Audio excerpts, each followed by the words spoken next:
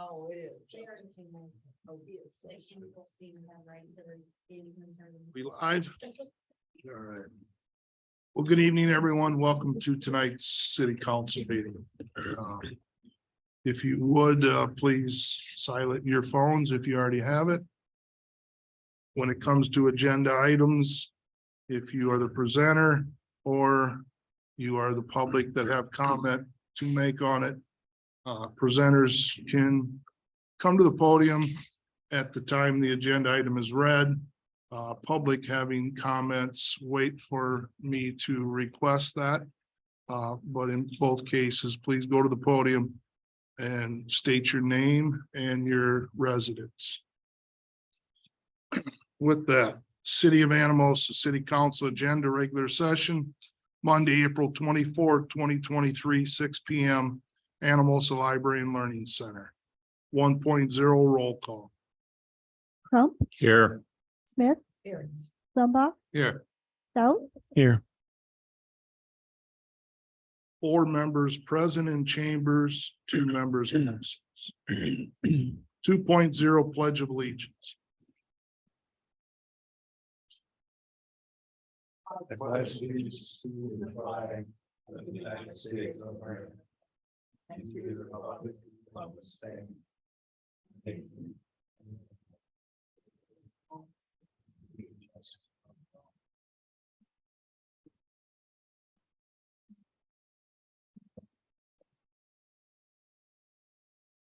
With 4 council members present tonight to vote favored on a agenda item, it takes a majority.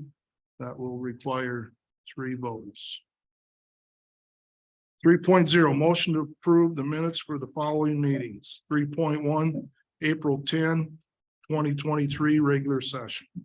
Move to Move. approve. Second. Motion by Alan, second by Rich. Council discussion on the minutes as they were submitted. Penny, would you conduct a roll vote, please? Smith, Yes. Stout, Yes. Crump, Yes. Zumba, Yes. Approval of minutes carried. 3.2 April 19th, 2023 special session. Move to approve. Second. Motion by Rich, second by Kay. Council discussion on the minutes as submitted. Penny, please. Zumba, Yes. Stout, Yes. Crump, Yes. Smith, Yes. Motion to approve minutes carried. 4.0 public hearings. 4.1 resolution 2023-30 approving the maximum property tax dollars for fiscal year 2024. Item 1, I will open the public hearing at this time. Item 2, proceedings. If public has questions, this is when you can approach the podium.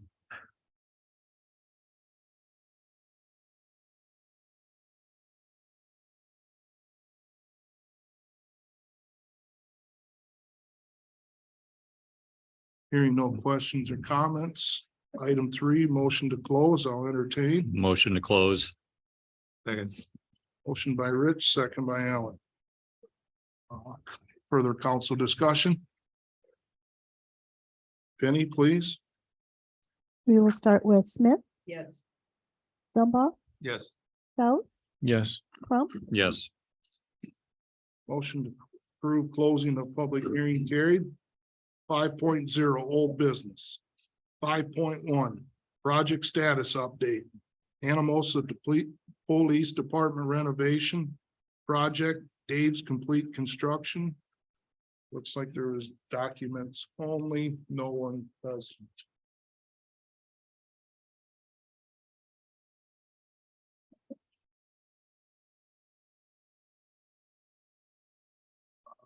Packet did include some materials on that construction project. Council, do you have any questions that you would like Jeremiah to take back to that contractor or even architect, engineering?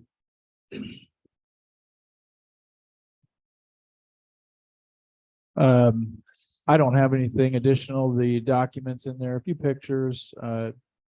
Essentially, there was the north wall. The specs called out for it just to be painted. When he got over there to paint it, it was rotted. They needed to do something with that. The general contractor just explained he was going to throw some new siding on there that was going to match the remainder of the building. And then once they were up there, the same with the soffits, discovered the existing soffits were fairly rotted. So they were just going to put standard your aluminum soffits in there to match as well. That was really the only additional he wanted to make sure we were aware of moving forward.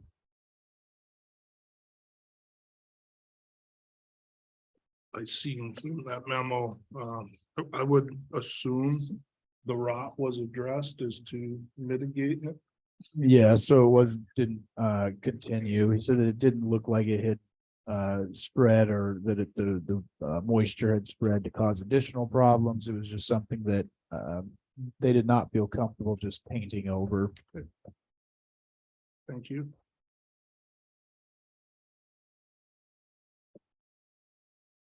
Hearing no other comments. Excuse me, let me back up. Public, does the public have any questions or concerns with item 5.1?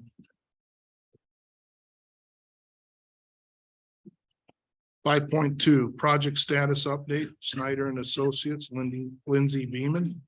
1 second, if I could, Mr. Mayor, we just overlooked on 4.0, the public hearing, the roll call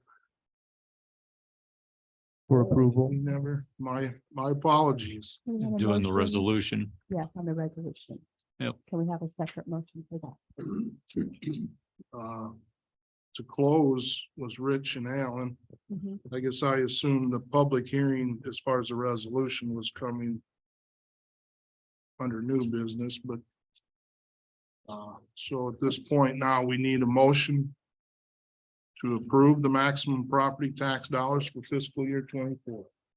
Move to approve. Motion by Kay, second by Alan. Any discussion? Any public comment? Benny, would you conduct a roll vote? That's Crump, Yes. Stout, Yes. Zumba, Yes. Smith. Yes. Motion to approve the maximum property tax dollars for fiscal year 2024. Carried. Now 5.2, project status update, Snyder and Associates, Lindsay Beamer. Sorry about that delay, Lindsay. No problem. I'm here if you have any questions. Not much new because we've been waiting kind of on the roundabout project for weather to get there, and it's going to be here right now. So it will be active in the next month. I promise you that. Very active.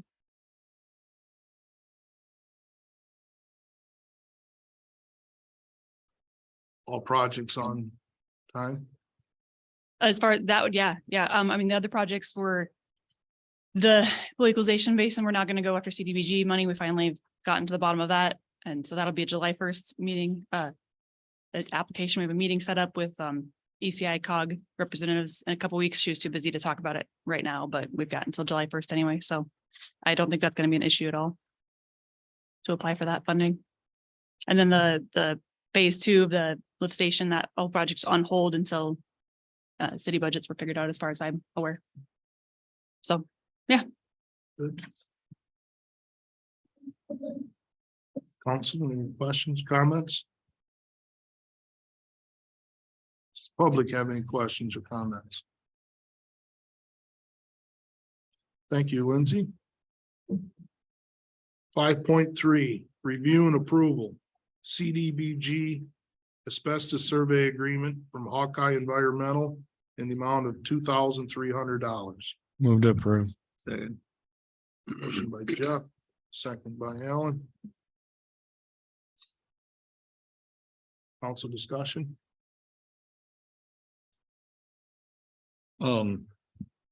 Is that the same as this agreement that says it will not exceed 2,520?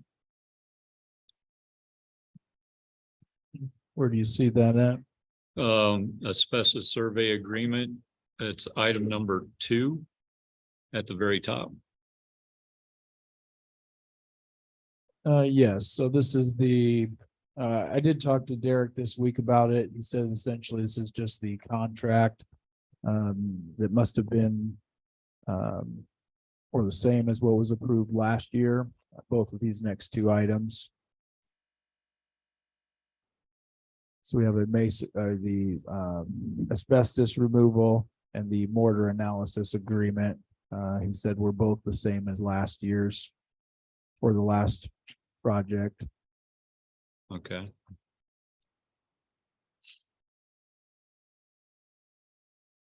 The other question? Public comment? Penny? Crump, Yes. Smith, Yes. Zumba, Yes. Stout, Yes. Motion to approve, carried. 5.4, review and approval. CDBG mortar analysis agreement from Hawkeye Environmental in the amount of $4,000.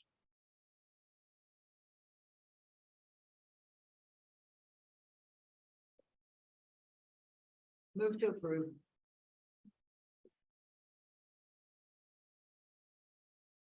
Is there a second? Second. Motion by Kay, second by Jeff. Council discussion.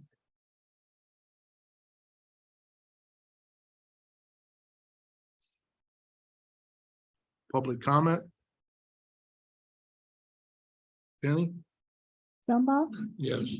Crump, Yes. Smith, Yes. Stout, Yes. Motion to approve, carried. 5.5, review and approval. Pay request to HR Green in the amount of $1,300.02 for amendment number 2, Jordan Wells 6, construction phase services. Move to approve. Second. Motion by Rich, second by Allen. Further council discussion?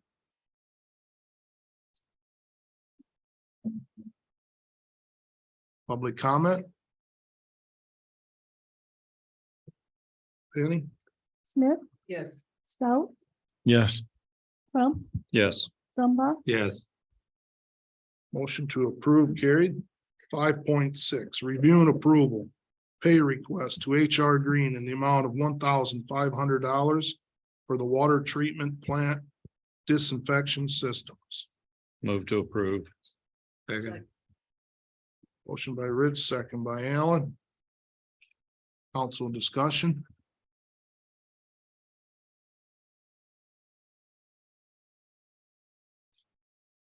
Public comment.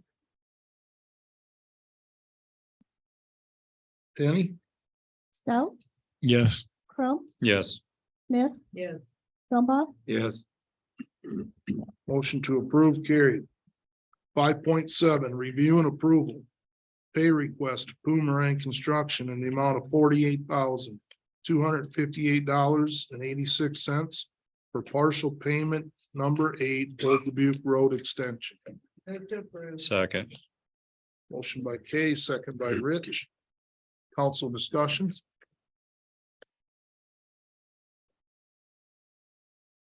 Public comment. Penny? Zumba, Yes. Stout, Yes. Crump, Yes. Smith, Yes. Motion to approve, carried. 5.8, review and approval. Pay request to Boomerang Construction in the amount of $16,262.50 for pay application number 11, Jordan Well 6, well equipment and pipeline. Move to approve. Second. Motion by Rich, second by Jeff. Council discussion.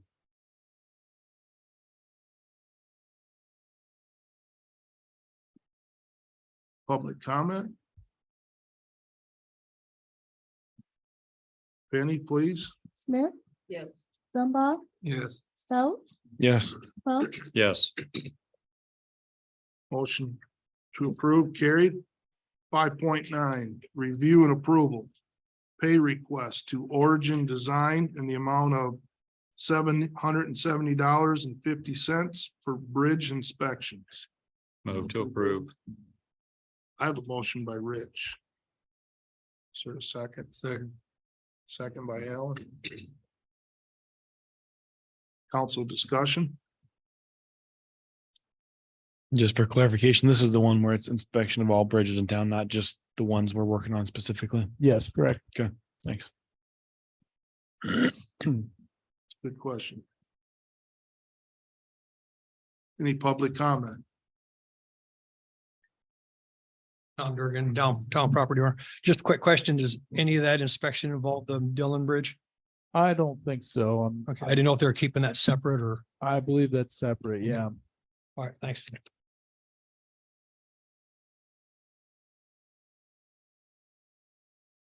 Any other public comment? Benny, would you conduct a roll vote, please? Yes, Smith, Yes. Zumba, Yes. Stout, Yes. Crump, Yes. Motion to approve carried. 5.10, review and approval. Final pay request to Eastern Iowa Excavating in the amount of $11,473 for 5% retainage.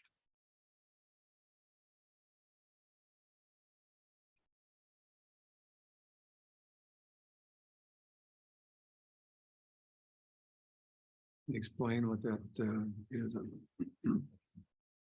So the way it was explained to me was the project was completed. We still owed the 5% retainage. I believe it was January that they were had notified. It must have got lost in translation somewhere. So this will be the final payment to wrap that project up. They're wanting to close their books out. Move to approve. Second. Motion by Alan, second by Rich. And it's Council discussion. sorry. And is done. There's nothing further to be done. That was how it was described to me. Yes. This Do is we have documentation of the engineering firm signing off approval of everything? I will have to look to see if we have that. I'm sure that would have came at substantial completion, but I have not went back and looked through those project documents. That would be the only reason I would say delay the 5%.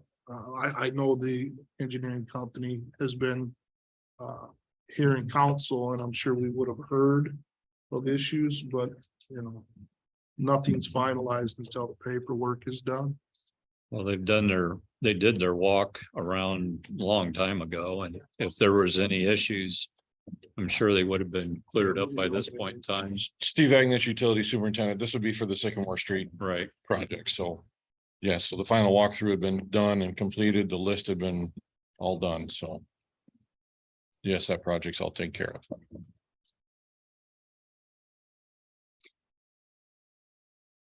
Other council discussion? Public comment? Penny, please. Smith, Yes.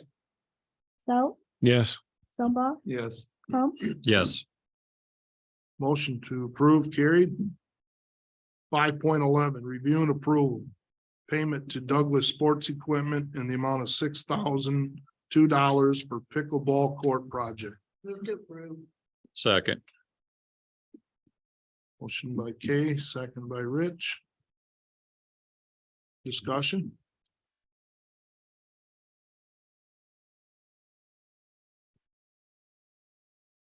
Public comment?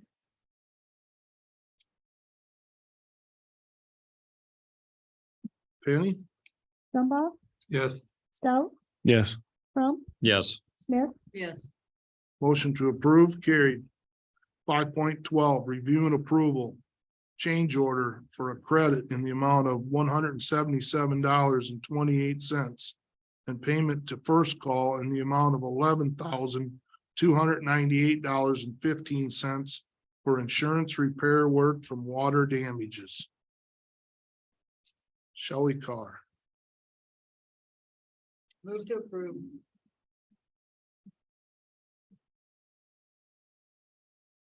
Second. Motion by Kay, second by Alan.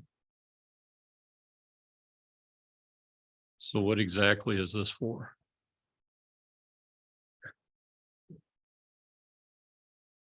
This is Shelley Carr, Parks and Rec. This is for racial damage in the racquetball courts at the LCC. The materials finally came in. And this is for installing it.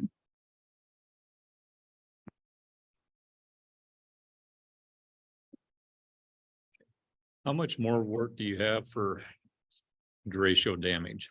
We have a little, we have the women's locker room and the back storage of the LCC. Okay. We have a little bit of work left. The delay is construction. Contractors and material. Mhm.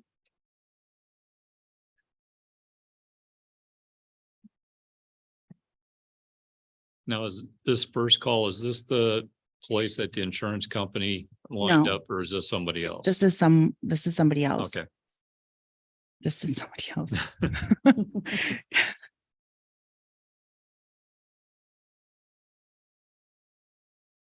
Any other council comments or questions? Public comment? Penny, would you conduct a roll vote? Crump, Yes. Zumba, Yes. Stout, Yes. Smith, Yes. Motion to approve carried. Thanks, Shelley.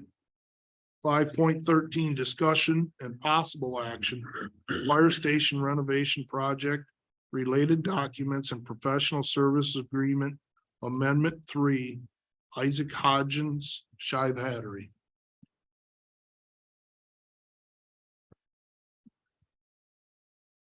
Good evening. I'm Isaac Hodgins again, the civil engineer on the project with Shive Hattery. We have on the Zoom call as well, Phil Parrott, our architect on the project.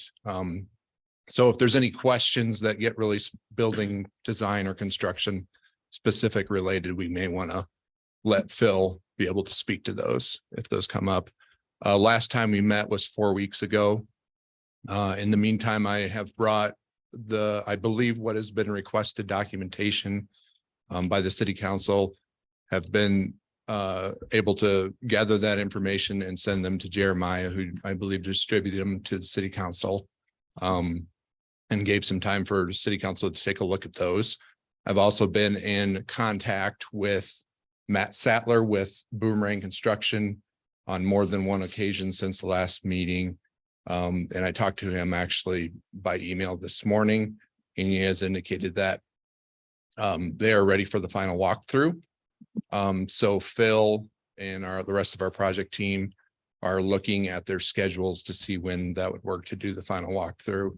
And then if there's any other small cleanup items in the meantime, those will be taken care of as well.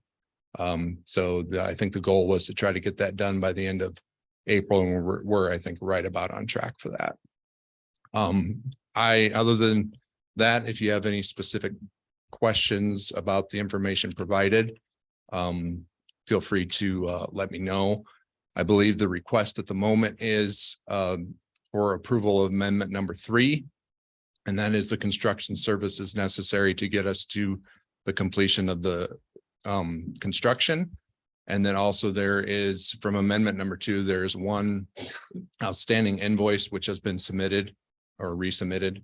And also the first invoice associated with amendment number 3 has also been submitted with the information that I sent Jeremiah, I think about 3 weeks ago. So questions, comments, I'm here to listen and answer anything you have for me. Thank you. Thanks, Isaac. Mhm. I put this on this agenda as a discussion, possible action. We did. So I first need to just say, Isaac had reached out to me just right before the last council meeting. I didn't have enough time to get it put on there, so I had just emailed him and let him know it was going to be tonight. And that would give all the council an opportunity to look over everything. And so he graciously agreed to that and said that would work fine. He'll be here tonight. We do have the amendment, this additional amendment, as well as the other outstanding invoices that we need to decide how to proceed with moving forward, as well as a letter in here and that itemized breakdown that has been requested a few different occasions. I think we're all in the same boat as far as wanting to just wrap this up and get this thing done with. It's dragging on, and I guess I'm not sure. A question I have is, if this walkthrough happens, are we going to identify anything that is not functioning at this time? As far as I know, that CO2 issue maybe has not been remedied yet. And then I'm not sure where we're at with the doors. Yeah, that's a good question. So the walkthrough would look to identify anything that is still that is not either completed correctly or working correctly. And hopefully that would be mainly limited to working correctly. And hopefully that part would be slim to none with that. So as you indicated, one of the big one was the CO2 and NO2 meter, and that is I believe working as it should be for this. And then what was the second? I think there was kind of a second part of your The question. door hardware. Oh, the door situation. hardware. Yeah, that's a good question. I think that might be a really good one if we could open Phil's line up and let him speak to that a little bit, if that's possible. Can you bring Phil online? Can you guys hear me? Can you hear me now?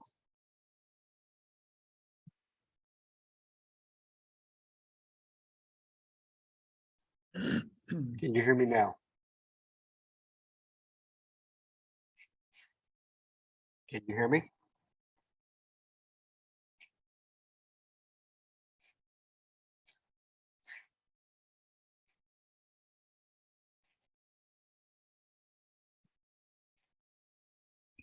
Hello, Phil. Can you hear us?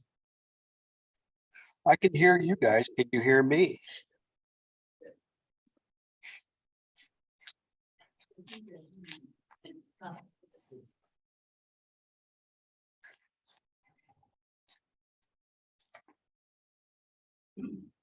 Phil?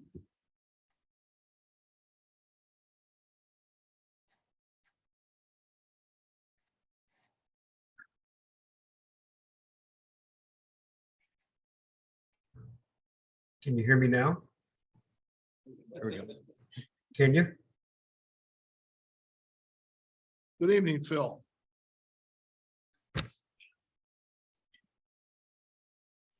Can you hear me now?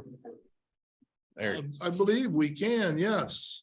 Oh, good, good. I just kept on hitting the button and saying I'm here. We found out this morning that with the doors, there is an item that we need to discuss with a Boomerang about the power supply to the doors. There is a little bit of question about the interpretation of the drawings and who is responsible for that. And we're trying to get to the bottom of that right now. We're hoping to have it resolved by the end of the week for sure. But we're going to try to do it tomorrow so that we can find out what is needed to finish up those doors. And but Matt let us know this morning that there was some concern that I guess there was a power supply that wasn't picked up by the hardware supplier, nor was it picked up by anybody else. And so we're trying to figure out what it is and who is responsible for it, and getting it here so that we can finish this project for you.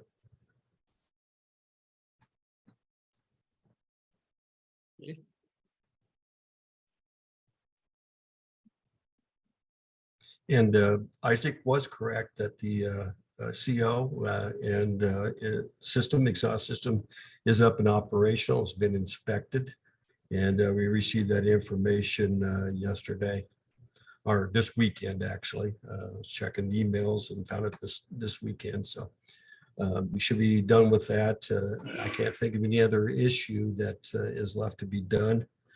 And hopefully we can get this thing wrapped up here fairly quickly for you. Get to using it.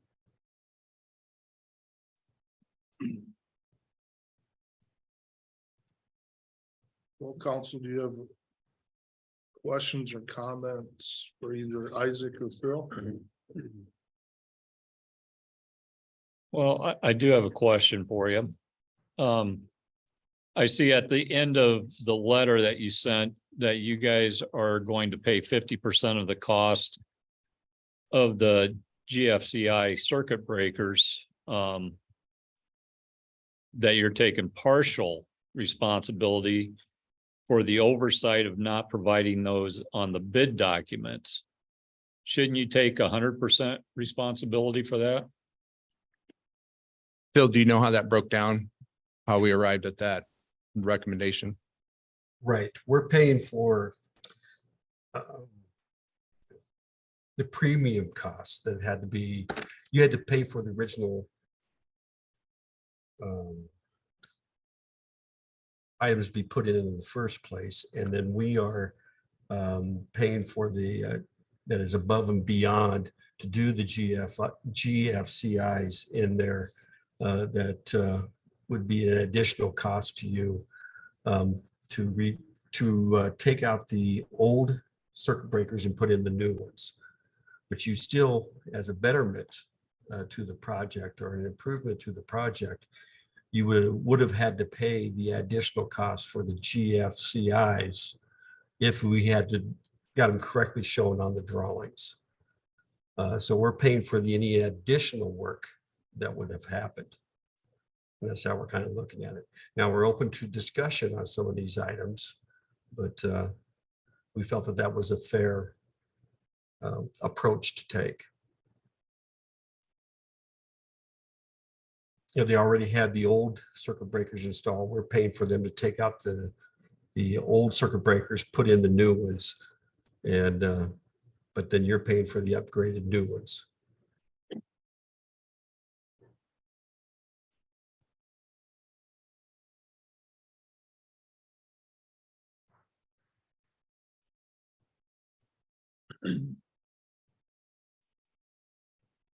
Any other questions? Well, and I also see that this extension of the agreement only goes to April 30th. That's correct. And the reason for that was that is the goal, to get the walkthrough done and substantial completion issued. Now, that said, we're close enough to it that if it goes until the middle of May or something, that's not an issue. We will not ask or fees beyond that. The bigger thing would be is if it looks like it's going into the middle or summer or fall or something like that. Okay, well, because if I'm reading this right, your bill through March 31st, which would have covered January, February, March from the last agreement. I through believe that's that point, correct. is 10,759, correct? Yes, I believe that's correct, to the best of my knowledge. And then you're going to ask for another $12,000 for 1 month? So it's hourly, I believe. Phil, would you be able to confirm that off the top of your head or not? But I believe it's hourly, Yes, so we will it is only hourly. charge you for what we do. Well, yeah, but for 1 month, what are you doing extra in 1 month that you didn't do in the previous 3 months? We have to go through the final walkthrough, produce the documentation for the substantial completion, review owner operation and maintenance manuals, look at the final pay applications, do all the closeout documentation, and then send that all off to you so that you feel comfortable that the project is complete. We would have one more visit to come up and make sure that the contractor has completed all the punch list items to the satisfaction of the owner and us. And then we can call this to rest. I don't think it's going to take $12,000 at this point, but No, that was an estimate made in, I believe, in early Yeah. January. If I could just jump in. So Yes. when we were here, it was the end of last year. It was probably last fall when the extra 15,000 was requested because of the delay. I mean, I had inquired why we couldn't have the contract be through the end of project, and they said you had to have a date, and they didn't do that. So we did 12/31 and said it should be completed within that. Well, you're putting April 30th on here. That's a week from now. That's not gonna happen. I mean, at some point, I guess I feel like we need to, whatever it's gonna take, put the. end of- Yeah, put the end of the absolutely. Put the end of the contract instead of a date, because that date's just gonna keep getting pushed down the road and back for more money. So. Well, to take that another step further, that 15,000, which was supposed to go through the end of the contract, was for like 5 months, I think. But now you're saying that for 1 month, it's gonna be 12,000? So no, the answer to that is no.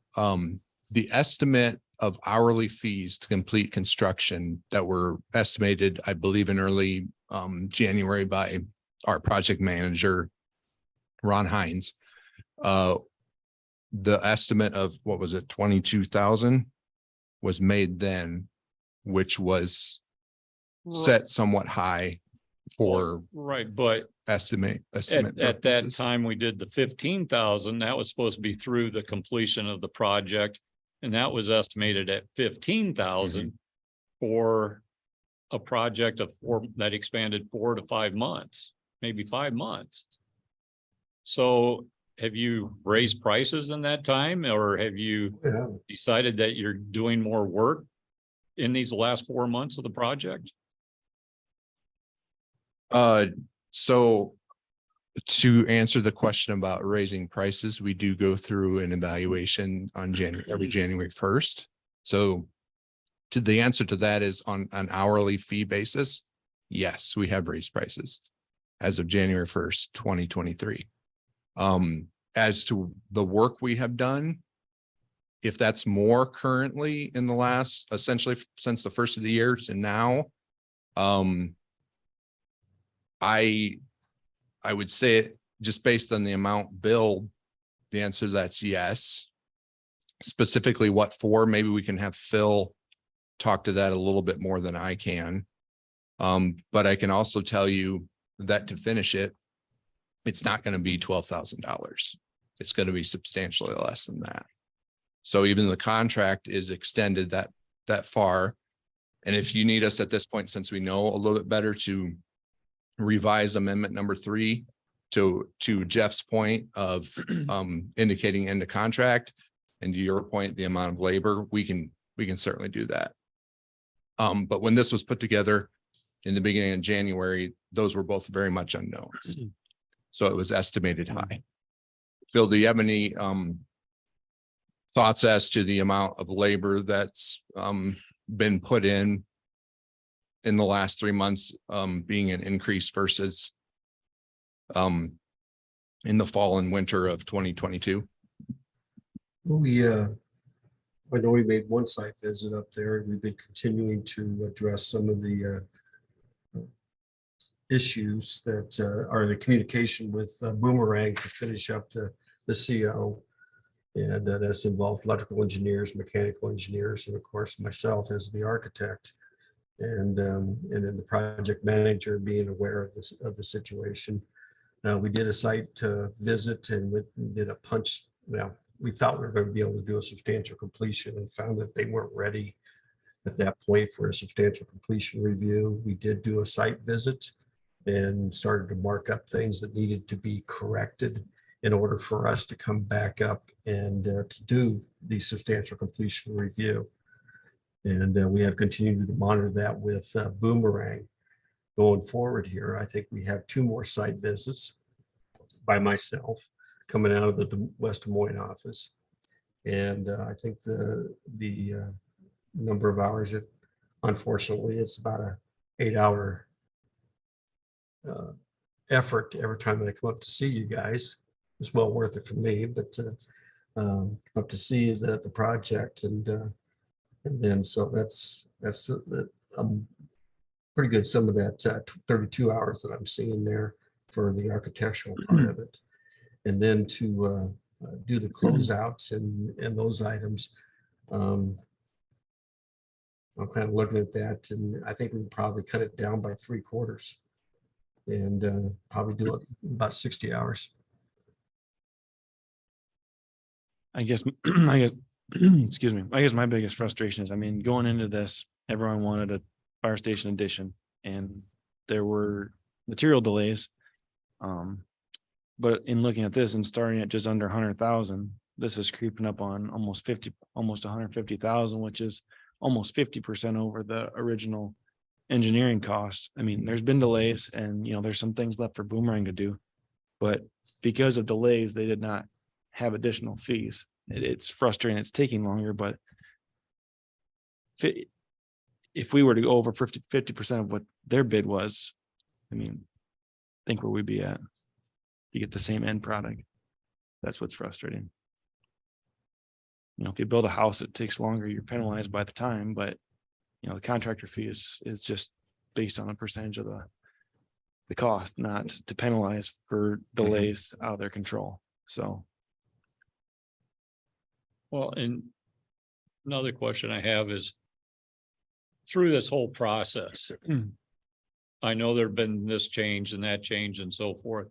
How much are we paying for potentially you guys leaving something out of the project or do like these doors that were 3-foot doors that you needed to redesign or have discussions about? How much are we paying for maybe somebody else's mistakes? Well, that's a good question. I don't have a monetary amount for you. A little research probably could figure that out to some degree, most of it. In talking with both Phil and our project manager, Ron, there has also been items in order to accommodate in the construction that have been adapted or changed during the project. There's also been time associated with that do not show up on any of the amounts that we have charged you as well. So we've tried to do what is fair to everyone involved. And our first interest is to get you guys a product that is a really good product and will serve this community very well. And I think there's probably been a little give and take with that based on the numbers. But in the end, we are trying to do what's fair. Phil, did you have anything to add in that regard? Yeah, I'd like to talk specifically about those doors. We had on our drawings that the doors are to be 3'6" and to have special hardware on it so that we can do the firefighters come into the facility, they can get in quickly. The contractor was the one that I don't know if it was misinterpreted or something like that, put in the 3.0 door. And so now we're having to work through that. It wasn't us that did that. It wasn't Shive Hattery that did the installation of the 3-foot door. And as Isaac says, we have done some extra things and trying to communicate with Boomerang and actually some extra engineering and items to address some of these issues. For instance, we had a problem with the foundations when the contractor poured them, when the temperature was below it was actually freezing temperatures, and it created some issues that had to be looked at, and then a solution had to be found to fix those so that they were solid and firm. So we went ahead and did that, and we haven't asked for additional compensation for that. We could have, would have to go through you as the owner, but then you would have the right to go back to the contractor to get that money reimbursed back to you. But since we don't have a contract directly with Boomerang. We'd have to go through this process, but we just felt that that was part of the project and taking care of the owner and getting it done. And there's been a couple other ones too that we have done. Truthfully, when I came up for the substantial completion a while ago, actually that should have been probably charged back to the contractor since they told us that they were ready and they weren't. And but you know, that's part of the process, and we just go ahead and just take it and try to work with Boomerang to get this project done. That's what they want to do. That's what we want to do. That's what you guys deserve. So So since we're so close to completion,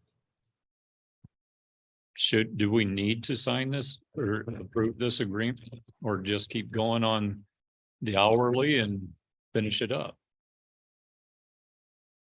I don't believe there is anything hourly currently approved. My understanding is amendment number 2 ran out of Right. the fees. So there is no. Yes, we certainly could bill you hourly, but there's no contract in place for that. And that's the reason for the amendment. And with the amendments, and I don't know, maybe Phil knows a little bit, but Ron would know the best.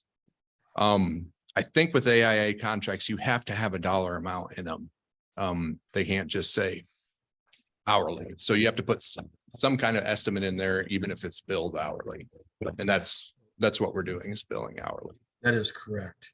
Sometimes it's not to exceed, sometimes it's just an estimate. And so, yeah, as my understanding, we have not been billing against that 1,500 because we don't have an amendment that we could bill against. So we've been continuing to work on the project and trying to get it completed in hopes that we could get that agreement signed. So could we amend this agreement to go to, say, 15th at the same dollar amount, so that we make sure we go past this April 30th, have it covered? Yes. Absolutely.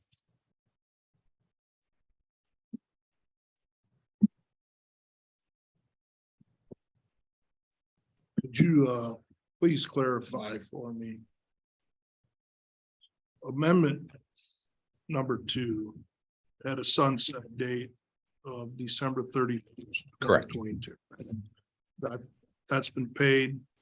Nothing but a bad memory at this time. Amendment That number is, 3. if I may, that is actually incorrect. There is an invoice number 9 is outstanding, and that was from amendment 2. It was part of the 15 or in addition Correct. to the 15? No, it was part of the 15. Sorry to interrupt you. That's all right. So shift years forward to amendment number 3. There's been a conversation because we were all in hope that March 31st brought an end.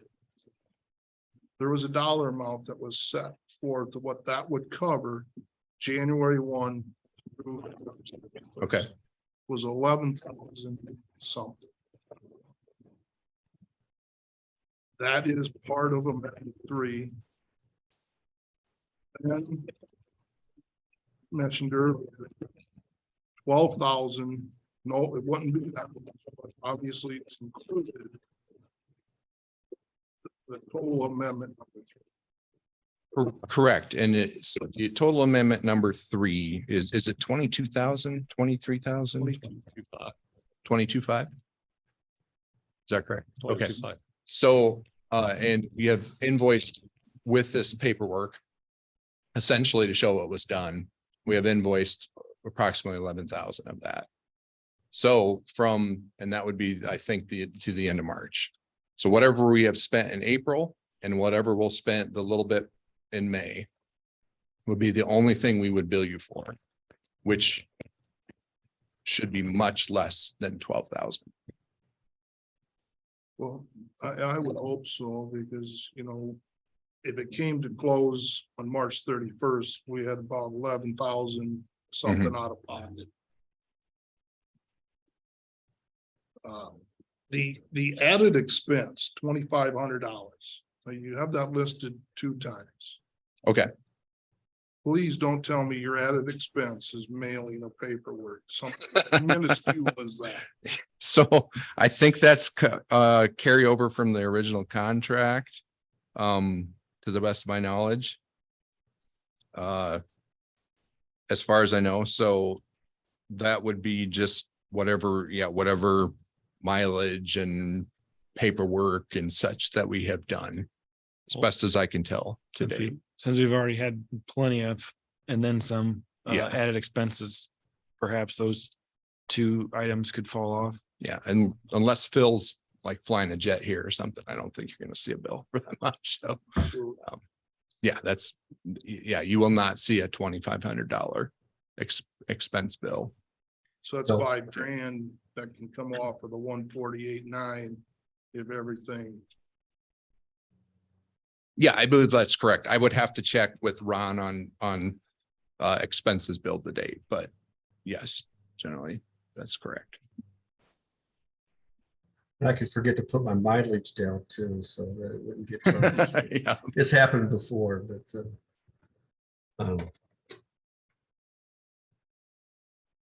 So how maybe- confident are you that this project's gonna be completed in the next 2 weeks?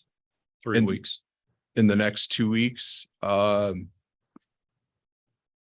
would say 3 weeks, pretty confident. I'd say by the middle of May, most definitely. So 2 weeks, maybe. So if we could extend this contract to June 30th Yeah. at that the would same be, rate, I think you could Yep. extend it to June 1st. just to be safe, I'd Yeah. just soon go June 30th then. Yeah, that is not an Because issue at all. We have not had good luck with target dates so far. Can we put something in there if there's, or end of project that if it doesn't Yes, make it by then, there will be no other Yep. costs? yeah, we can absolutely put or end of project, whichever's first.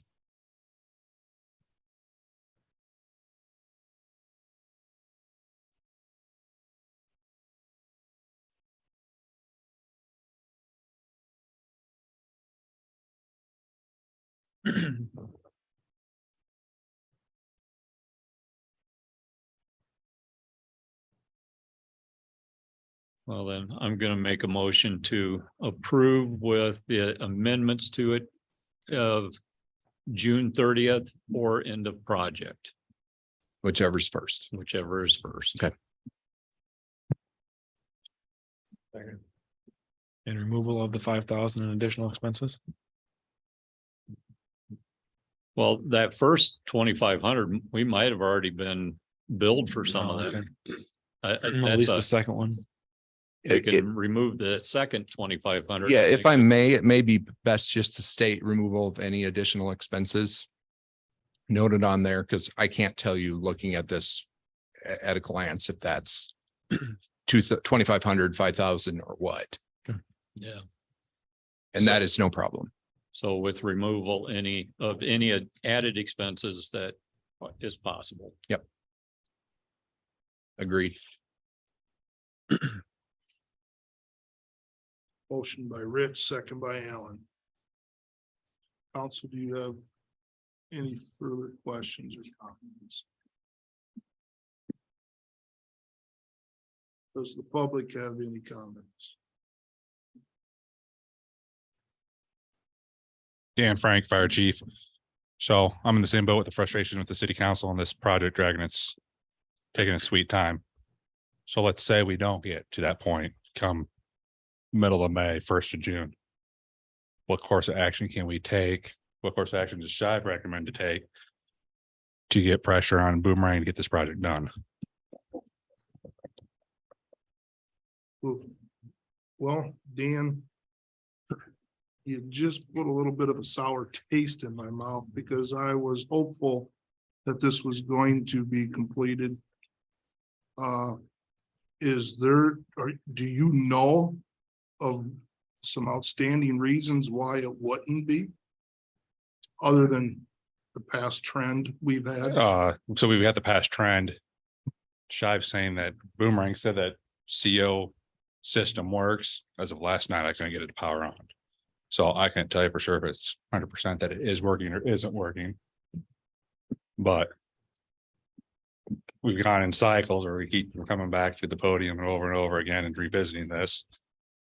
I want it done as bad as everybody else does, and I was hoping end of April would be at that point, because we discussed that last meeting that end of April was looking promising, and now we're looking into May or June. So just a thought, question. I don't want to be the negative person. You're doing But- fine.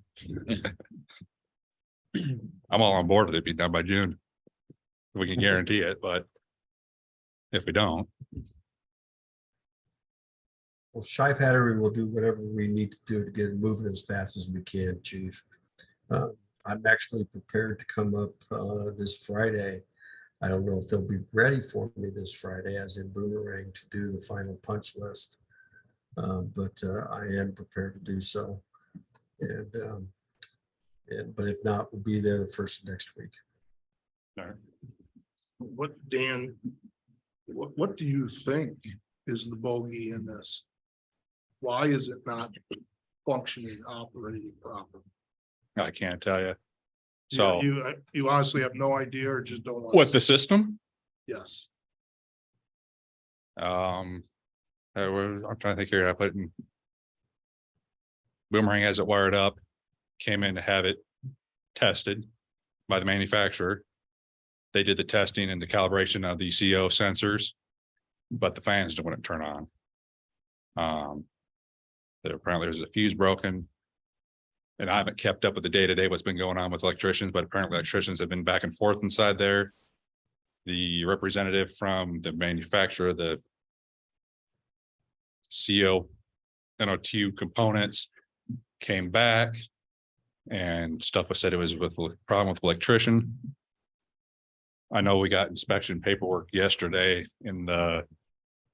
just in the email chain, but nothing documents saying that system's up and running. So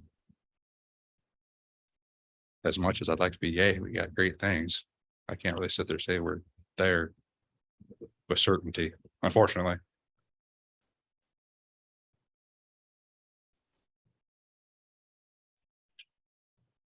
Well, Isaac, Phil. This might be new to us. You guys have had to experience similar in past. What's the steps to take? Whose door do you kick in? Yes, I definitely have experienced similar in the past, and it's not enjoyable. So real quick, one summary on when it's going to be done. So one thing I did not say in the details when Councilman Crump asked me the question about how confident I'm going to be done, that it's going to be done in a couple weeks. So as you heard, Phil is chomping at the bit to get this last visit done. Let's try to get this thing done. But there's paperwork after that. So you can't call it done until all that paperwork is done. So that's where it's going to take a few or a couple more weeks or something after that. Specific to dealing with construction work not complete in construction contracts, and a AIA contract was used for this. There are provisions for liquidated damages. I don't know the history, but for whatever reason, no liquidated damages were included. And basically what that comes down to is the contractor would be fined essentially against their retainage on a daily basis beyond a agreed upon construction date, originating in the contract and potentially amended through change orders. That provision does not exist in this contract. Beyond that, you can withhold payment. That is for services not completed. That is entirely in your ball court to do. And then also the retainage as well. And then beyond that, I would say you would need to talk, the city would need to talk to their legal counsel for further guidance. Phil, do you have anything else to add to those kind of proceedings? That would be my response to the reason why we didn't go with liquidated damages is, Okay. first of all, it's tough to prove if there's any damage because you already have a fire station that's operational. I know you want to get in there and use it and all that. And then usually if you do have liquidated damages, the cost of the project goes higher because the contractor puts in a little fudge for it, just in case something comes up. And then also we had so much problem with delivery of materials. If you remember right, the metal building took, I think it was 9 months to get it on site. And so the contractor would have definitely documented that that was unusual and been able to justify the extensions that they are doing. I don't know, some of the things that seem like need to get done are dragging on a little bit, but we continue to push them, and holding money back is the primary hammer that you have to take care of this. Yeah, and communication is really the best medicine. And that's one of the reasons I'm working on this project now. We had a civil engineer that worked on it through last fall, named Jeff Rath. He actually lives in Coggan. I think he had come and visited a couple times and met some of the staff. And then he decided to leave the profession technically for a little while. And then now he's jumping in at another firm elsewhere. And so when we got to the point where we're trying to get this thing fully wrapped up, they're like, Isaac, you're close. You're a senior civil engineer that can deal with this. And one of my biggest goals has been to try to increase the communication conduits here. And that includes Mashawn before Jeremiah, and then now Jeremiah. And then also presenting information as requested by the city council. And then also I'm talking with Matt Sattler a lot as well.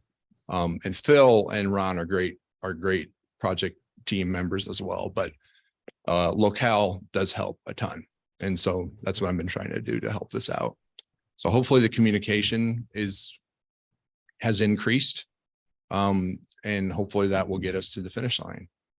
And pretty dang quickly as well. But Dan brought up some good points, and we don't know all the interworkings of stuff like that.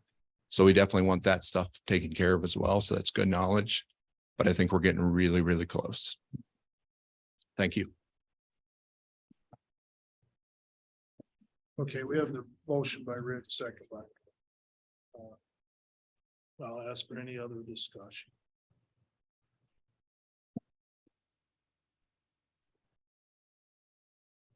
Nancy Schaefer, 803 North Division Court.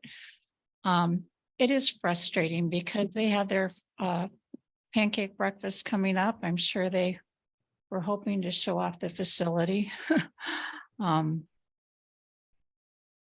feel bad for them and all they've gone through, the roadblocks that have been thrown up, and also the city, the added expense. So for the pancake breakfast, is that technically off limits to everybody because you haven't accepted the facility?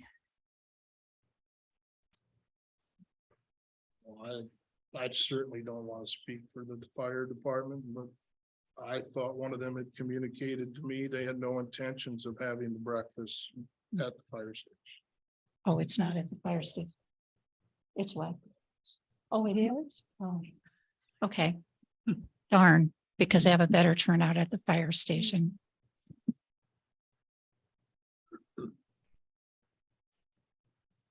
Well, let's at least move this forward to a vote. Penny? Stout, Yes. Crump, Yes. Smith, No. Zumba, Yes. 3 yes votes, 1 no vote. The motion passes. So now the big thing is, let's get it done. Let's finish it. Sheriff Hattery will do whatever we need to do to get it done. Thank you. Isaac, Phil, thank you for being available to us this evening. Anytime. Yes, sir. 6.0 new business. 6.1 discussion of possible action. Hearing to appeal designation and removal of a dangerous, vicious, aggressive animal. Tanya Tomer.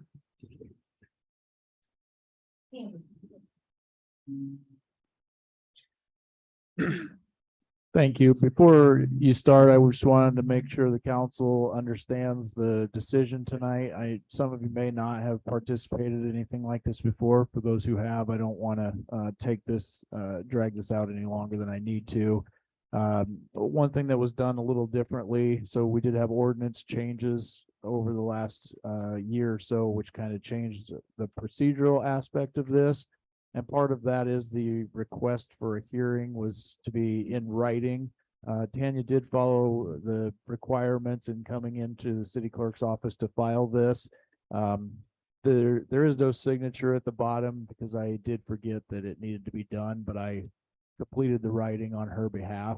But she did follow the proper procedures in doing this.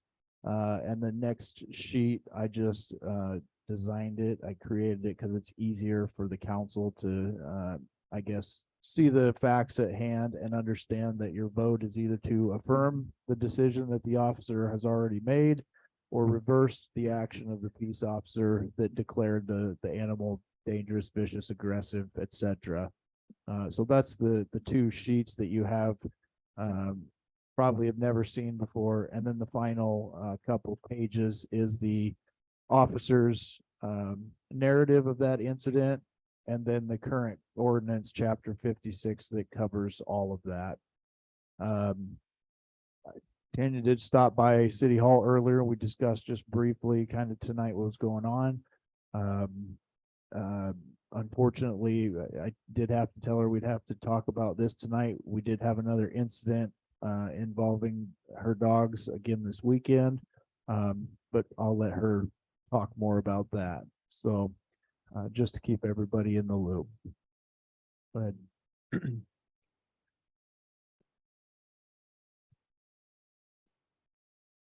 Okay, so on April 7th, Tyler Hunt deemed our dog Mamba a vicious or aggressive dog. I'm not sure. I've never done this. I've had Mamba for 4 years. I've never had any incident with him. He's never had any incident on biting, growling, attacking any person or animal. I was just getting off work. My son was going to soccer. The neighbor girls were all at our front door. 3 huskies were walking by. Our dog bolted directly to them. 2 of the huskies, initially the owner of the 3 huskies started immediately kicking and hitting our dog, which I understand that she was scared or probably scared. But the 2 dogs initially started biting and attacking our dog. And the 3rd dog didn't start biting our dog until Mamba was on the ground. Mamba, our dog, sustained injuries. And at the point, I'm sorry, I've never done this. I got to our dog and my boys came running out and they got to our dog. Mamba came directly to my side and the one dog continued biting his back. One of her dogs had gotten loose. My other son had picked up the leash and made sure that he was okay. And that is the one dog that had his ear nipped, whether it be from my dog or one of her dogs, who knows? It did get injured. So did my dog. My dog is not aggressive. He's not vicious. He should have not ran out of our house without a leash. I'm guilty at that. And as far as codes and laws, chapter 56, what Officer Hunt handed me, he said that he would be back with some paperwork. And I'm not sure if you want to look at this, but this is the paperwork he brought me where he said, Ms. Toomer, this letter is to inform you You have 3 days to find a suitable place to live outside of Anamosa city limits for your dog Mamba, who has been deemed a vicious dog in reference to. Do you guys have copies of this? Is this on there? It's in 5604 of the city Def- code. Yeah. Definitions, vicious dog. And then city ordinance 5603, keeping a vicious animal. And then city ordinance 5604, seizure, impoundment, and disposition. Okay.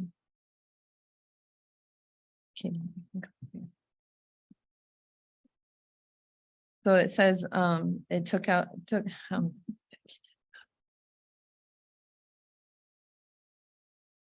it says your dog was deemed vicious, due to an incident that took place outside your residence on 4/7, where your dog ran from the residence onto public property on South Garnerville Street and initiated an aggressive interaction with a pedestrian legally walking her 3 husky dogs. Mamba did not initiate that attack, resulting in a bite wound, breaking the skin of one of the animals. Again, you have 4 dogs on top of each other, and it's hard to say which dog bit which. However, the bite was unprovoked and caused puncture wounds and bleeding. Mamba was definitely provoked. He had 3 dogs on top of him. And this is the paperwork. I don't know if you guys want to see this.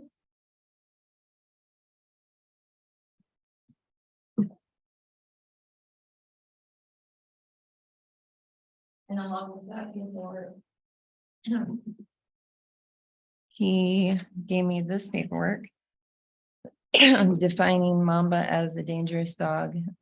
Aggressive dog means that a dog has had 2 verified incidents of unprovoked chasing, snapping, or barking of any person or domestic animal, so as to place the person or owner of the domestic animal and is in reasonable fear of their safety or safety of the animal. Mamba has 0 verified incidences except for this incident on April 7th.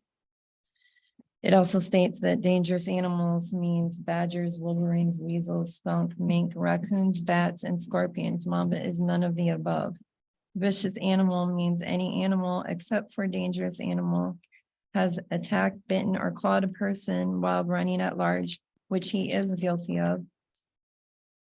And the attack was unprovoked, which it was absolutely provoked. And any animal that has exhibited vicious tendencies in past or present that has bitten, he's never bitten anyone. He's never bitten any animal. We are in the process of moving. It is in town still. However, we're trying to take everything in place.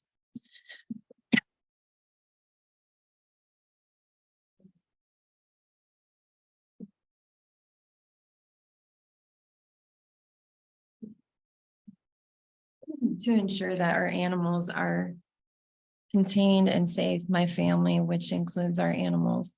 We are a military family. My son went into the Marines. He came home. He went in 5 years ago. He came home last summer. He just met Mamba. He's always been timid of animals. I had pictures. I was going to ask to postpone this. But he fell in love with Mamba. There's no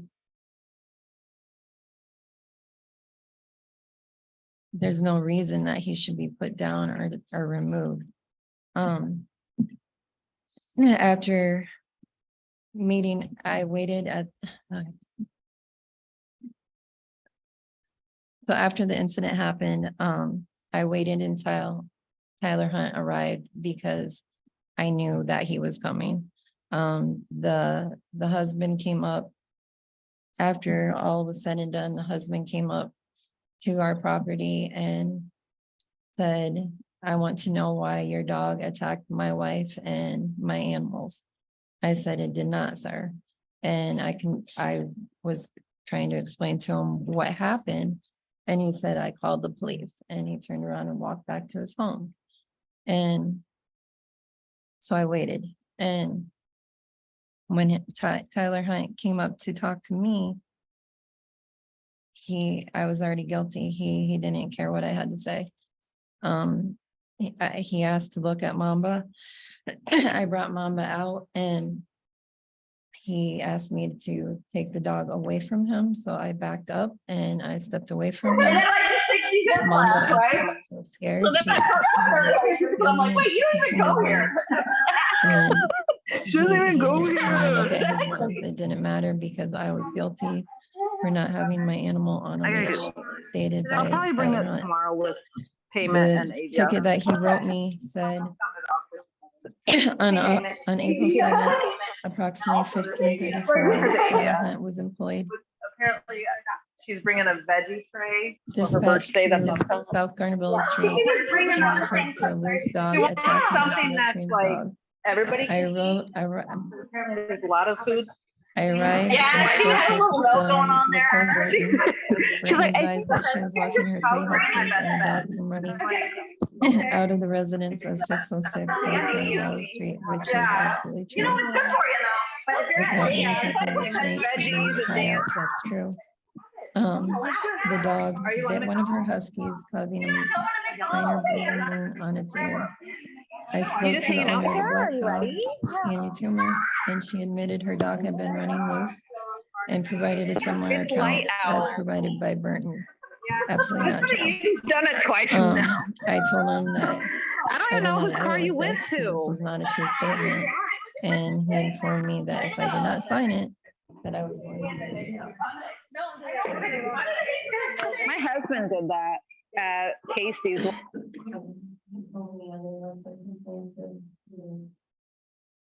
Let our dogs out of our house, and my sister, who was also present, asked him how they were going to go to the bathroom, and he said, well, you can take them to the backyard.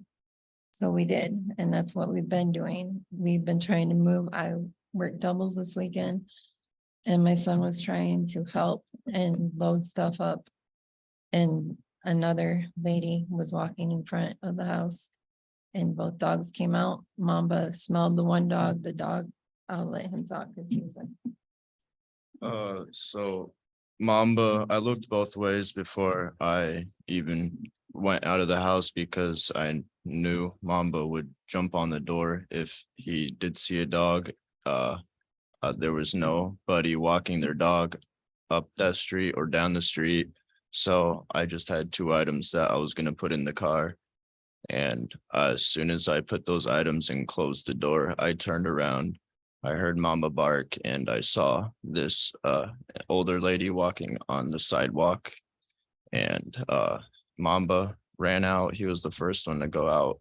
He ran up to the dog, sniffed the dog. The dog got startled and turned around and barked at him. And that's when my other dog, Cora, saw that, and she ran to the dog and chased him away and nipped him on his butt. But as soon as I called her name, she followed me back to the house where I just put them back in. Or is our 10-year-old dog. Great Pyrenees. We are absolutely guilty for our dog running at large according to the law. Our dogs are not vicious. Trying everything in my power to make sure that this never happens again. We're currently in process of making both of them a service dog. It takes a while, and it's a process, and it takes money. And I don't know what else to say. If you have questions.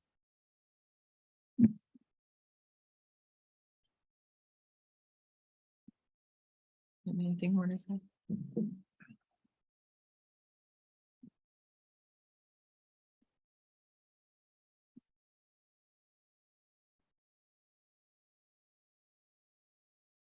Well,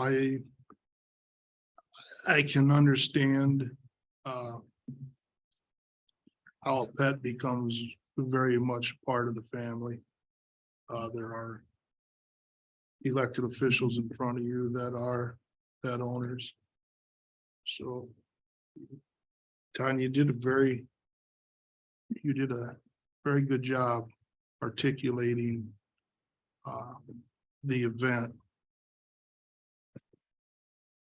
Because it's a very sensitive matter.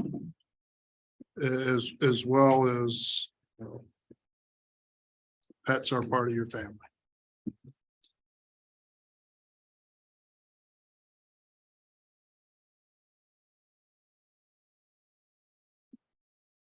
Did you say you were moving? To a different neighborhood. We've lived there for 8 years. We've never had any issue with our dog. Not sure how this just happened, but when it rains, it pours. I absolutely am concerned. I hope her dog is okay. I wish that she would hope my dog is okay. No matter what you do to protect your animals and your children, you can do everything possible and things still happen. I take full responsibility for my children and my animals. But I think that justice should be served, and this absolutely does not fit the crime. It's hard I don't know what to tell you guys for you not being present during that situation. I was going to ask me to prolong this. I have 2 boys that my youngest had a soccer game and they're probably sitting at the field, but they were present and they wanted to be here. I don't know what else to say. Your dog more curious than protective? I'm sorry. Was your dog more curious than protective when it ran out there? Yeah. He's ran up to I other heard you dogs, say that like, the dog sniffed the dog for. Cora, she's our Great Pyrenees. When the dog turned around and barked at Mamba, that's when I saw Cora. She started chasing him up the road. According to the police, what I got told, they said she ran 3.5 blocks. She didn't even run a half a block. She chased him up. She nipped at his butt, and then I called her name. She turned around and walked with me and Mamba back to the house. we've had several dogs in that neighborhood that have been loose and running. I have no idea who they belong to. However, they have come up on our property and Mamba immediately, I mean, they go nose to nose and smell each other and then they're okay. The little dog across the street is scarier than our dogs. It has come out to our property and our dogs have done nothing. It's a little dog. Our neighbor to the right has little dogs. The husky neighbors are up the street. This lady with the incident with Cora and Mamba yesterday when I was at work is the neighbor of the huskies up the street. Yeah.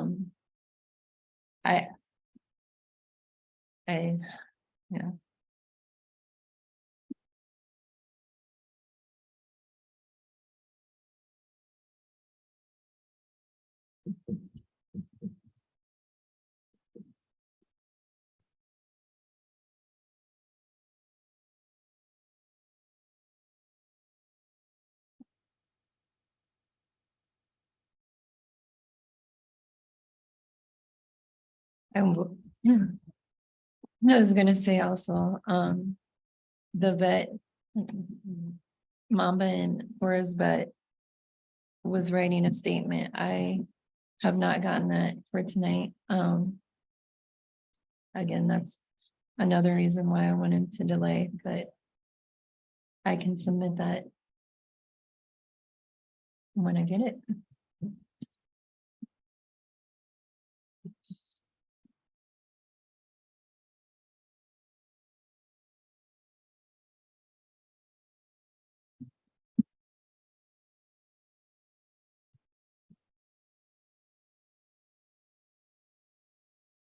And do you have anything further to say at this time?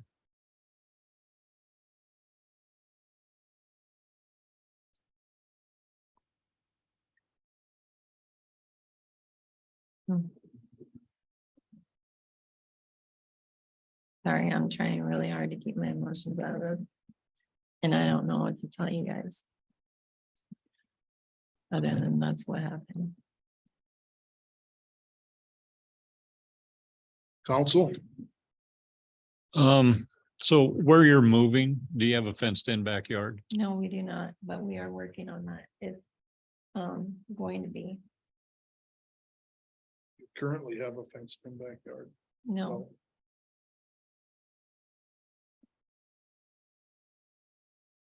Judging from the way you presented yourself tonight.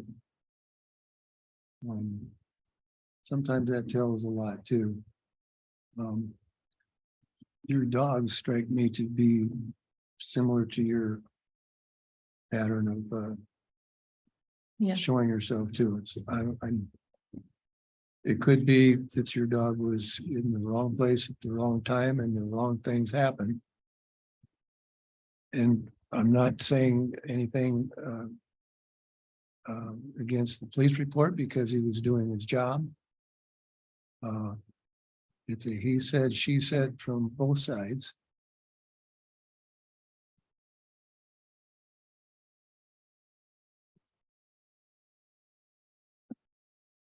Is it probation possible?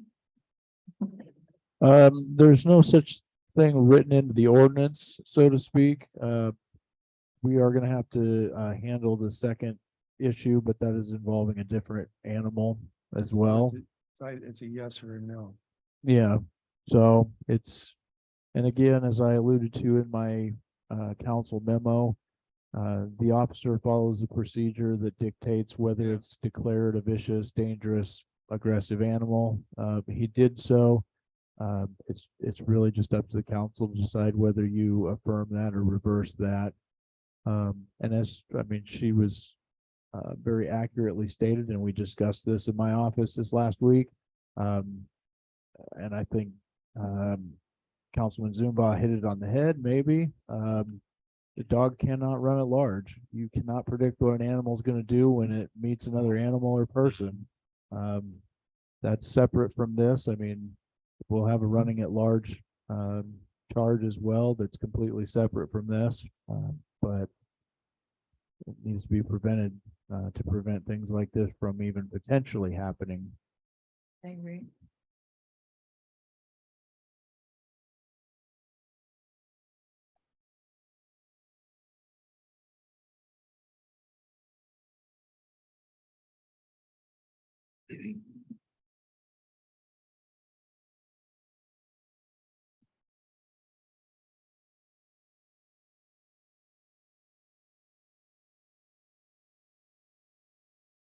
This council. I mean, council will need to take some action tonight. Either to affirm what the investigating officer cited, or as you stated, chief, to reverse that. I got one question. The officer wasn't there when this incident happened. He No. talked to, Yes, correct. It was made a- that decision. Yes.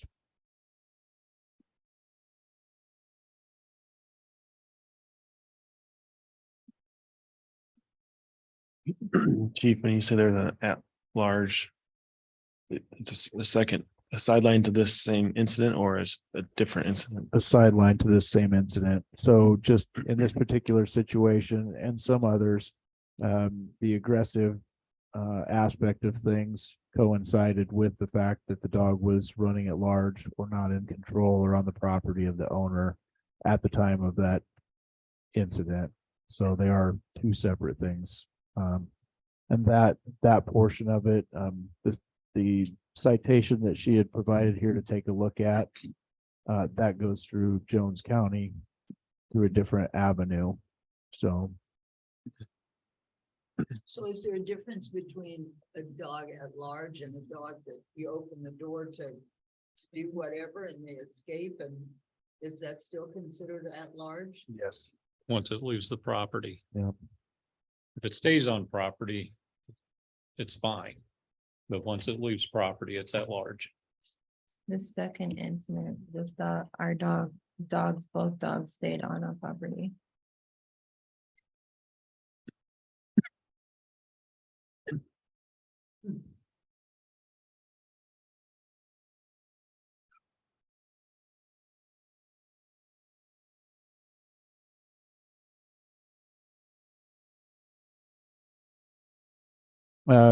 If the council votes to affirm the actions of the peace officer, essentially, Ms. Toomer and her family will have 3 days to comply. And we'll have to get the dog outside of the city limits at that point. If they reverse the action, essentially we'll issue written documentation, which will come in the form of this document that I put here. And we'll just provide that to them, and essentially it'll be as if it did not occur. There will be no vicious, dangerous, aggressive animal designation. Of course, as I said, the running at large issue will still go through, but that's a separate process.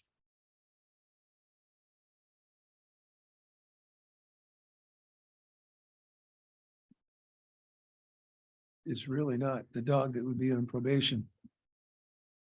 If we made that move, it would be you in reality. I understand.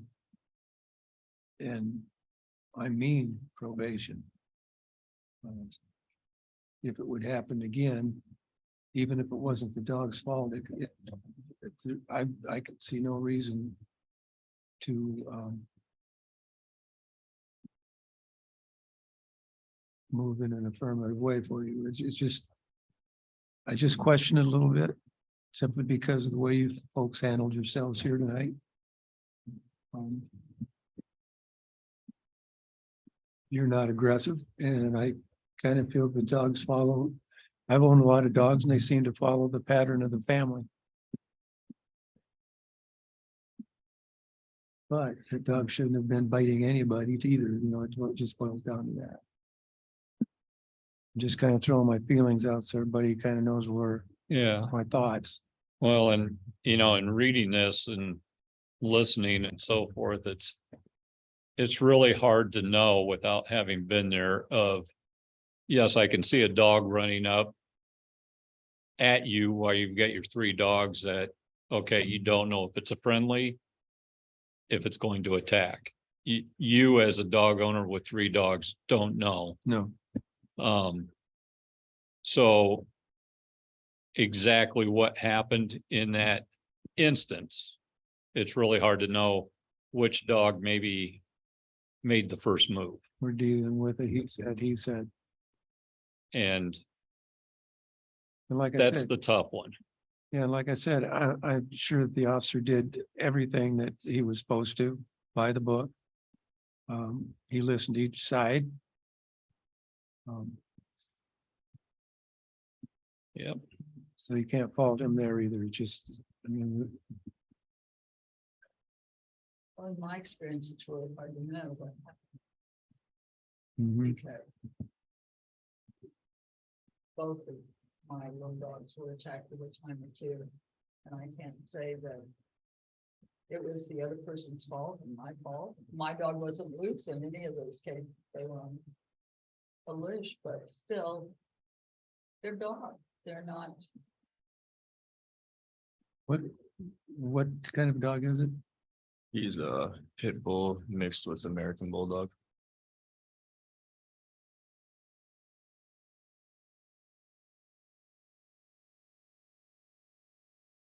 And a Great Pyrenees.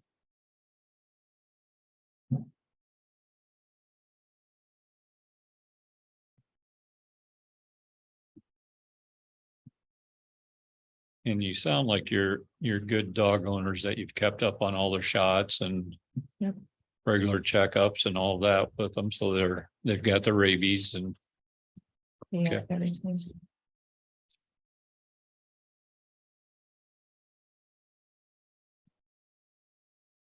I know from this incident, I know what I need to do different because this can't happen again.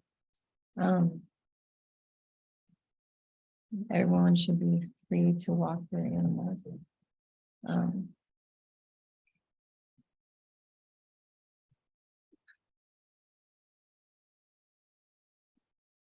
Council, is there a motion? Sure. I'll do reverse the action of the police officer. Motion by Kay to reverse the understanding or action of the investigating officer. I will second that. Second by Alan. Council members, any further discussion? Just want to remind you that you're on probation, not your dog. Public comment.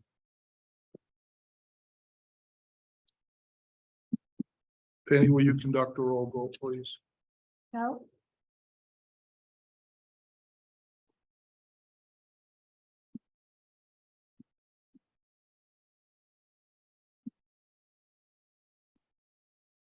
No, Pardon? no. From?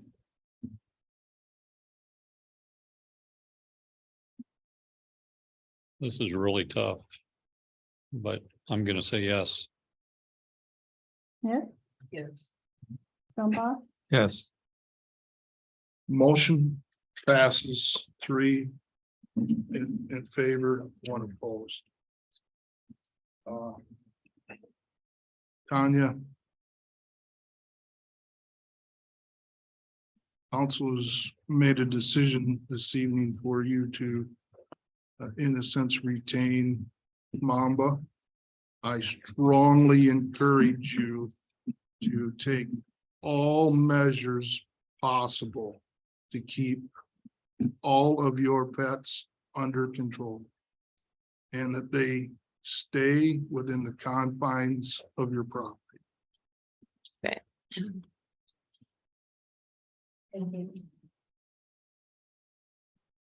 Thanks. You sure can. Tanya, Tanya.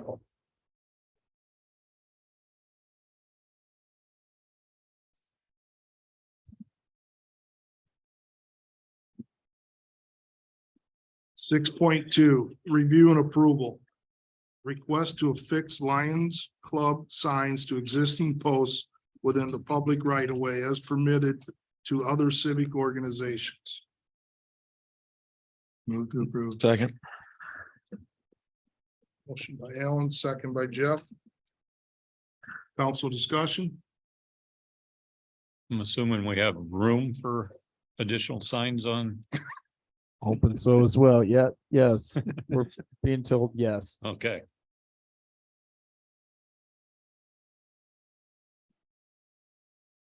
Anything else? Public comment. Penny, please. Trump? Yes. Smith? Yes. Zumba? Yes. So? Yes. Motion to approve carried. 6.3, review and approval, noise street closure permit for Anamosa Library and Learning Center. Summer activities kickoff on June 1st, 2023. Aaron Rush. Move to approve. Second. Motion by Kay, second by Alan. You're good, Karen. Is there any questions, anything I can answer, No. clarifications I can give? Just have fun. Okay, thank you, appreciate it. Does seem kind of. I don't know that the library would like to make a bunch of noise. Usually you are told to shush when you're in the library. But it's finally summer and it's warm and let's do some fun I stuff, so. understand, yes. Any public comment? Additional council discussion? Penny, please. Trump? Yes. Smith? Yes. Zumba? Yes. So? Yes. Motion to approve carried. 6.4, review and approval. Reallocation of insurance funds designated for bunker machine to make payment to John Deere in the amount of $21,969 for multi-purpose lawn tractor. Shelley Carr.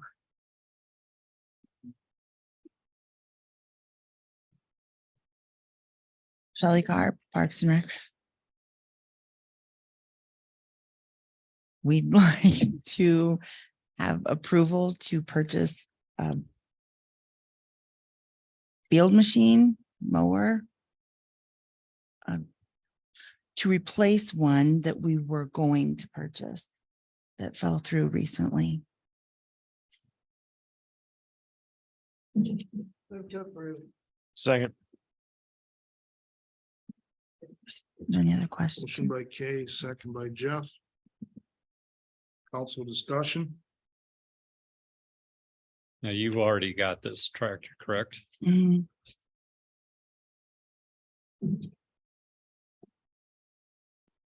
It came a little quicker than we anticipated. And in front of me, the material that was in the packet, I do have some notes. The 21,969 is the total with the trade-ins. It's And with the attachments, And the we purchased a tiller and a mower, a the only mowing thing I deck. didn't see in what was in the packet is the less 8% that my understanding is offered to cities and municipalities. I think this has it, but I'll confirm. So we're not being offered the 8%. We are, It's not, And it's not showing. it's not on here, no. So I'll confirm that we are. It shows the listings of the tractor. The and two trade-in, attachments. yes, that's It correct. shows the total of the trade-ins. Mhm. I did not see the 8% deduct anywhere after that. I would hope that that can still be attained and it comes off of the purchase of the items, not off the total. I'll call tomorrow and confirm. That, I don't know, I just think the 21,969 needs to show a less 8%. Okay, Which would amount to almost $2,100.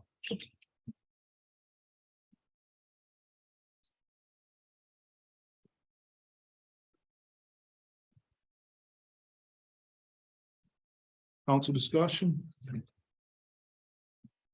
Public comment?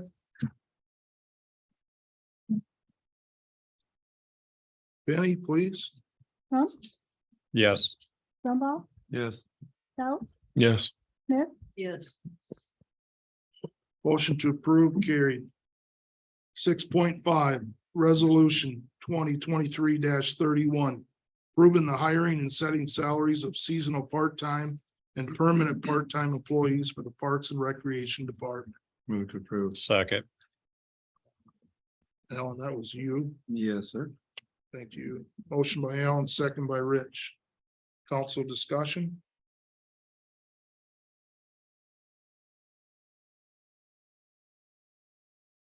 Public comment? Penny? Smith, Yes. Stout, Yes. Brumbaugh, Yes. Trump, Yes. Motion to approve carried.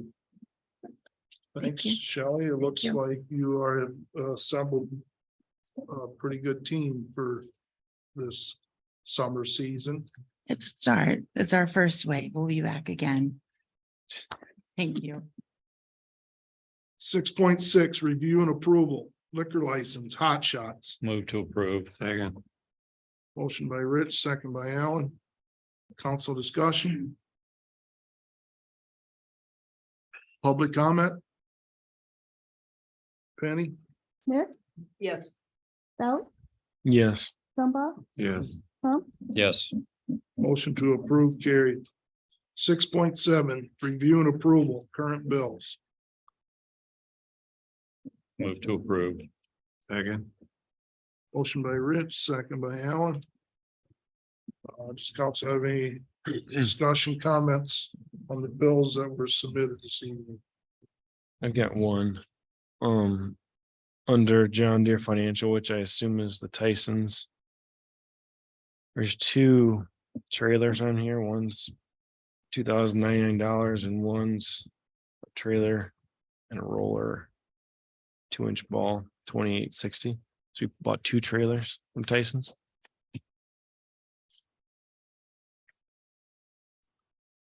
Shane Brown, Street Department. We needed to replace a trailer that had a broken axle. So I bought the cheaper one, the 21.99. So what's the other one? Oh, okay. Shelley Carr, Parks and Rec. The other trailer was, we were directed by the previous city administrator. So we purchased it. She wanted us to use it. She didn't want us to drive the lawnmowers anymore. So you're using this to pull from park to park. the And field to lawnmowers. field, yeah, the equipment. So both of these would be cart utility trailers. How Yes, many does the city now own? we own one. City, everybody. I have two little ones for painting. We use them for painting, so we have two crews. And then we have a big one for our skid loader. So which one is it? That one since, the big one since 2011. So the one you bought was a pain trailer? Was it Yeah. paint? Okay. Yep, the other one they were using a 2x4 and a 2x6 to run it on. And then I had a broken axle, so it needed to go. Water, wastewater, that doesn't have any utility cart trailers. We have a car trailer that we carry the shoring on.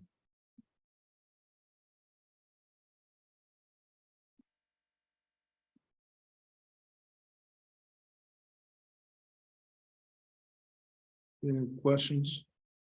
Comments on the bill? Public comment? Benny, please. No, Yes. Smith, Yes. Trump, Yes, Zumba, Yes. Motion to approve payment of the bills carried. 7.0 City Administrators Report. I've just got a few things here. One of them I'm gonna let Steve talk about because I just noticed that the rest of them are good news, so I'll let him talk about the bad news. We were informed on Friday, the Iowa Department of Management did approve our budget extension. So we're good there. We gotta keep moving through it, but we got it.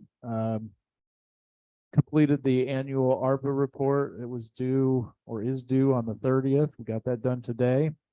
We're gonna take a short break from budgeting this week. It's gonna allow us to just catch up on some other things that we need to get caught up on. We've been putting a few tasks on hold and have some follow-up issues that we need to really get wrapped up this week. Tweak a few procedures as well as a few internal accounting system items. And then we're gonna be right back at it, getting ready for the state audit coming in the middle of May. And then the budget amendment, which is due June 1st. And the final thing is the blower at the wastewater department. Think this isn't a leaf blower either. No, it's not. So I sent something to Jeremiah. Last week, I think it was, and I don't know if he forwarded to you or not, but on the 15th of January. We had blower 2 fail. There's 3 blowers at the wastewater plant. Blower 2 failed, so we tore it out. Sent the motor away to Hop, got that fixed. Sent the blower itself to JC Cross. And they come back and they told me about 5 to 6 weeks. Well, 5-6 weeks come up. And now they're telling me they're going to make it in the end of October. So. It's a Kaiser blower. It's made in Germany. So Thursday night, my phone goes off. Come in Friday morning to see what happened because I can see everything and made the adjustments on my phone. Blower 3 had now failed. I text Jeremiah in that morning and said, hey, when you get a chance, come down so you can see what I'm talking about. So we disassembled blower 3 and the bearings had went out of the blower and the motor. So near as I can tell, blower 1 had approximately 47,000 hours on it. Blower 3 that just failed has approximately 53,000 hours on it. Has anything been done to them before that other than oil changes? I don't know. I don't have any records. So right now we're running on one blower. And as long as it's cool, we're okay.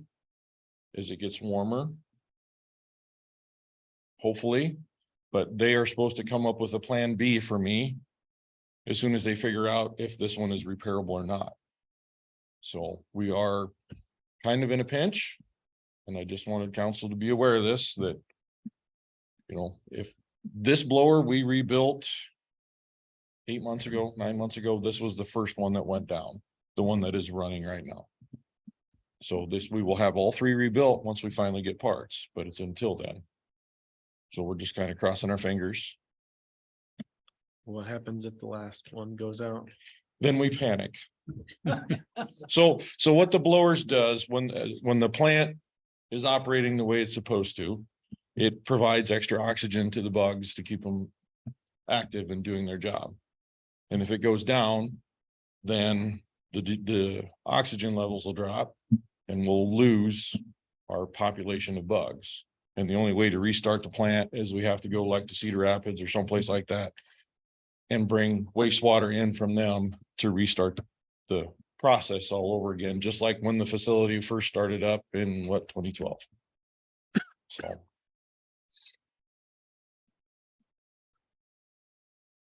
I just, like I told Jeremiah, I said, I wanted you guys to be aware of what's going on. Any timeline for word back on repairable, not repairable? They came, soon as I found out and we started tearing it apart, I sent an email to them. I got a phone call from the owner of the company. They sent somebody up, they picked the blower up by noon. The way they sounded, it was going right into the shop, taking priority because we only have one blower. And I'm assuming that they probably got it done or tore apart and then probably made the phone call, but it's in Germany. They're what, 6 or 7 hours ahead of us. So probably nobody was there to receive the phone call or the email to see if they have the parts. I'm hoping that's what it is. And tomorrow I'll get an email or a phone call and say, hey, we can rebuild it and this is what it's going to cost. Crossing my fingers. So, and I can't just go downtown Cedar Rapids and buy this in a little hardware store. This thing, it has a 125 horse electric motor on it that runs this, if it gives you some. It's pretty big, isn't it? It is. Yeah. So Can't rebuild it, we need to buy them. what's that? If they can't rebuild it, then we need to buy them. Then we'll have to buy one. That's gonna hurt. It's $23,000 for just the blower. And the motor, the last 2 motors have been in that 6,000 to 7,000 to rebuild them, where a new motor is 14. So.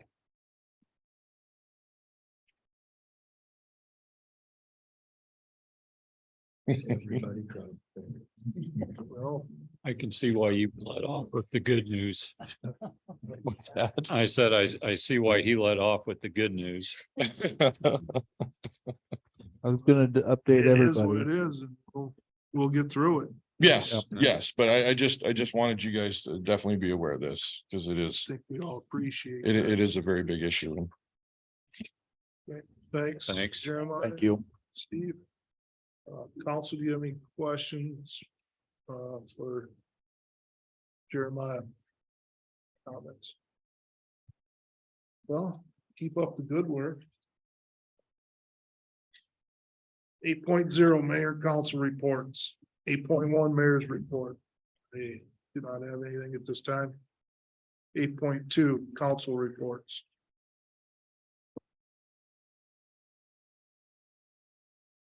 Council reports. 9.0 Public comment for items not on the agenda.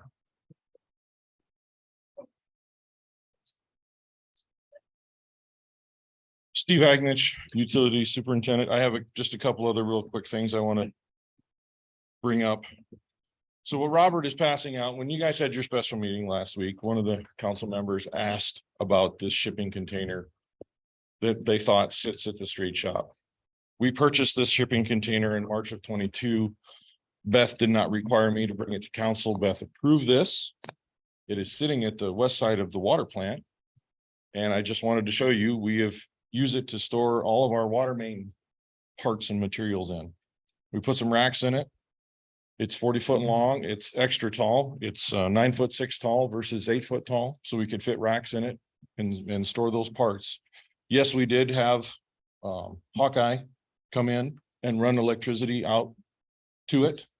And then Robert and myself, we put in the lights that you see in an outlet, just so you can walk in there at the dark. So there it is. Do you have a fan? A fan? Yeah. No, no fan. It might not be a bad idea. I've got one of these in our shop. Certain times of the year, they sweat like crazy. And you've got a lot of metal parts in there. Not good for them. It might not hurt to have some kind of an exhaust fan. So Okay. We'll take a look at it. just something to look in. It does have vents in the end. So, and it does seem to breathe pretty good so far. Okay. Keep an eye on it. We will. One other thing, I want, actually got two other things. One of the things, we had the water towers inspected this week. And we're going to have to paint the inside of the south tower. We don't have any quotes or anything like that coming up. We're working to get those. But when they inspected it, the paint on the inside is starting to chip. So we're gonna have to have it sandblasted and painted on the inside. So once we get those quotes, I will get them to you. The last thing that I would like to bring up to you guys and would like to implore, whether you guys do it on a special meeting or something, I would really like to see, Shane would really like to see you guys come to our facilities, look at the equipment we have, figure out what this blower is, whether you guys do it on a special meeting, and that's all we do is we have a work session and we go look at the sites. I've been here 2 years and I've always offered you guys to come look, and nobody's ever taken that up on me to come visit.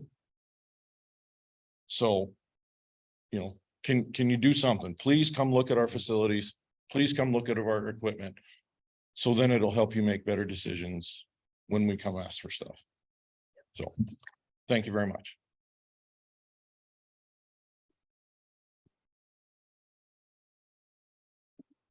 Here, public comment for items not on the agenda. 10.0 adjournment. This evening's meeting is adjourned. Thank you, everyone. For attending.